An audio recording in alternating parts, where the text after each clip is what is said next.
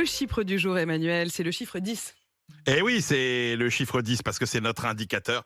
Le 10 du mois, notre baromètre FinFrog RMC qui nous indique effectivement ce qui reste sur le compte en banque des Français qui ont du mal à boucler leur fin de mois. C'est la 4e livraison de l'indicateur que nous avons bâti donc avec la société de crédit FinFrog qui ausculte le compte en banque d'un échantillon représentatif de 10 000 Français qui gagnent moins de 2 000 euros par mois et qui sont chaque mois à découvert. Et 10 du mois parce que plus des 2/3 des dépenses réalisées par prélèvement automatique interviennent avant le 10 du mois. Le gaz, l'électricité, les télécoms. Eh bien, le verdict pour le mois de janvier, c'est qu'il restait en moyenne 74 euros sur le compte de notre échantillon. C'était 68 euros en décembre. Alors, est-ce que c'est rassurant ou est-ce que c'est inquiétant? Alors c'est quand même très préoccupant. Pourquoi ? Parce que en temps normal, janvier, c'est quasiment le mois le plus confortable de l'année, puisqu'il faut rappeler qu'en décembre, il y a quand même eu des primes, il y a eu des Le aides 13e sociales, mois on pour pense à la certains. prime de Noël, et puis le 13e mois, effectivement, pour une majorité